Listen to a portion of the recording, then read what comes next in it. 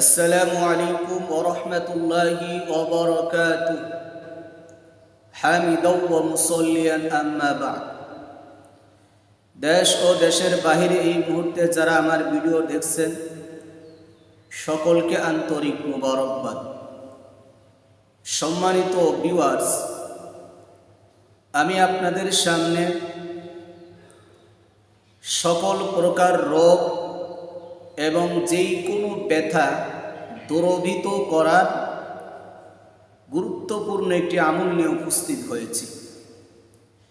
যেই আমলের কথা থানবী রহমাতুল্লাহ আলাইহি তার কিতাবের ভিতরে উল্লেখ করেছেন, সূরা বনী ইসরাইলের 105 নম্বর আয়াত। সূরা বনী ইসরাইলের 105 নং আয়াত। এই আয়াতের মাধ্যমে যেই কোনো রোগ অথবা যেই কোনো ব্যথা দূরীভূত করতে পারবেন ইনশাআল্লাহ। এখন কিভাবে করবেন?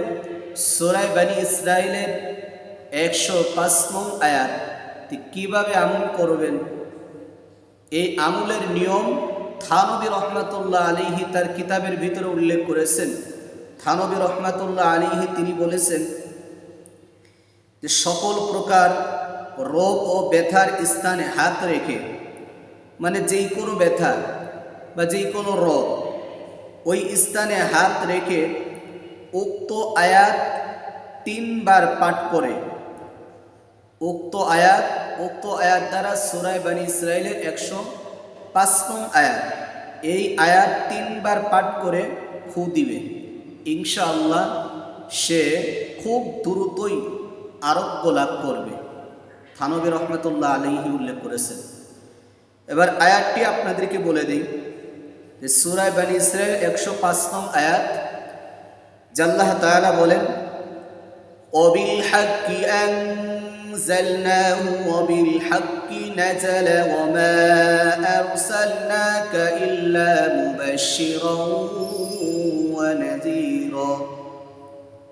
আবার বলছি, ওয়াবিল হাক্কি আনজালনাহু ওয়াবিল হাক্কি নাযালা ওয়া মা আরসালনাকা ইল্লা মুবাশশিরান ওয়া নাযীরা। এই আয়াত যেই কোনো ব্যথার স্থানে হাত রেখে 3 বার পাঠ করে ফু দিলে যেই কোনো ব্যথা দূরীভূত হয়ে যাবে ইনশাআল্লাহ।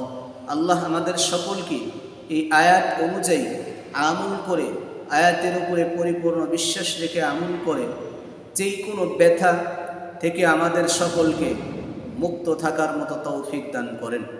সম্মানিত হাজরিন, ভিডিওটি ভালো লাগলে অবশ্যই লাইক দিবেন, শেয়ার করবেন এবং উক্ত চ্যানেল শিফা চ্যানেলকে সাবস্ক্রাইব করে বেল আইকনটি বাজিয়ে দিবেন ইনশাআল্লাহ।